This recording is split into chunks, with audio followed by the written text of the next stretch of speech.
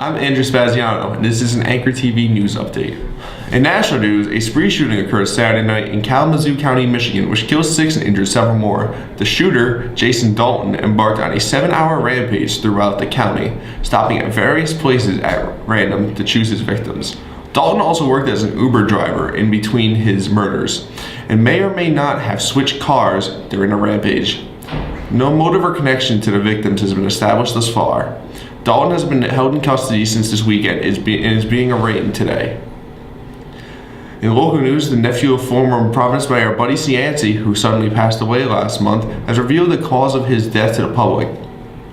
According to Cianci's nephew, Dr. Brad Turquetta, Cianci died to a massive blood loss stemming from a bowel obstruction during the taping of his weekly TV show. The reveal comes after much speculation surrounding Cianci's death, as he had been battling cancer for several years. For news around the Rhode Island College campus, I'll turn it over to Anchor TV correspondent Erin Shea. Social media is changing how science is presented to the public and how researchers communicate with each other.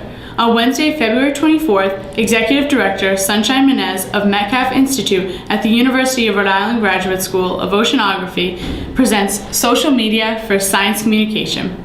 This is a SciComm exchange training for Rhode Island area researchers as well as science communicators. The free event, held from 12:30 to 1:30 p.m. in room 214, Rhode Island College's Henry Barnard Laboratory School, is hosted by the college's new Center for Research and Creative Activity. A free lunch is also included. In other news, the advent of 3D printing, combined with advances in medical imaging, may turn science fiction into scientific fact in the near future. And Rick's Langland Center for Design, Innovation, and Advanced Manufacturing may play a role in this transition. The Langland Center is partnering with S2S Surgical LLC of East Greenwich to create prototypes for an implant. The prototypes, which will be built using the center's 3D printers, replicate the trapezium, a bone located between the thumb and wrist that with age can crack or become arthritic. This collaborative project is financed through a Commerce Rhode Island Innovation Voucher. This offers research as well as development assistance to small businesses through collaboration with higher education. The biomedical field is one of the several areas of future growth targeted for investment by the Commerce Rhode Island.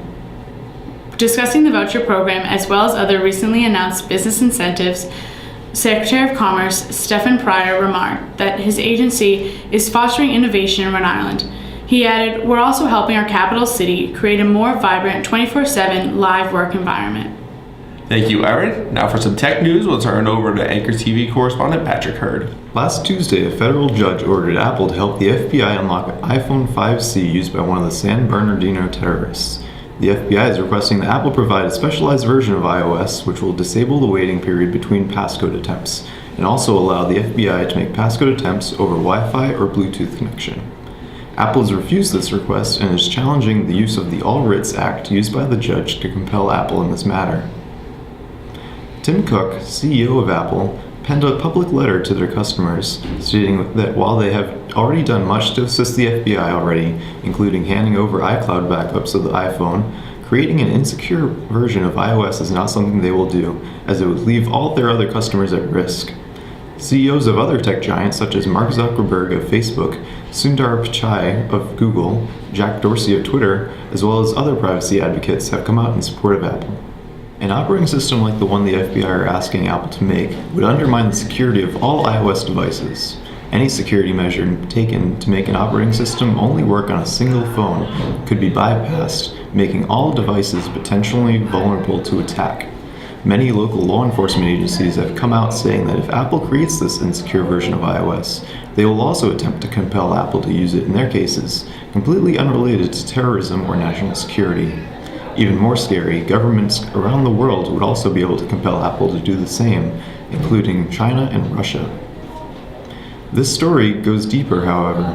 The iPhone 5C the FBI is trying to unlock is owned by the San Bernardino County Department of Health, and as such, the county has control over the iCloud account logged into the phone.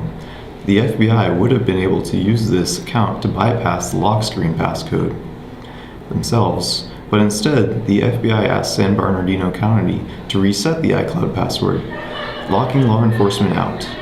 San Bernardino County terrorists also take care to destroy all phones and computers used in the planning of their attack. This iPhone was left behind untouched, leaving many experts to believe that the phone contains no valuable evidence on it. This is a continuing story, and Anchor TV will keep you updated on any developments. Thank you, Patrick. Now for sports, we'll turn it over to David Cusack. The Boston Bruins fell to the Columbus Blue Jackets Monday night by a score of 6-4. Bees goalie Jonas Gustafsson struggled in the game as he saved only 85% of the shots he took in the contest, letting up 5 goals on 34 shots. Boston looks to rebound in their next matchup at home against the Pittsburgh Penguins Monday night. The Boston Celtics lost a nail-biter in Minnesota as the Timberwolves edged out a 124-122 victory. Number 1 overall pick Karl Anthony Towns dropped 28 points and grabbed 13 rebounds, while forward Jay Crowder led the Celtics with 27 points and 9 rebounds.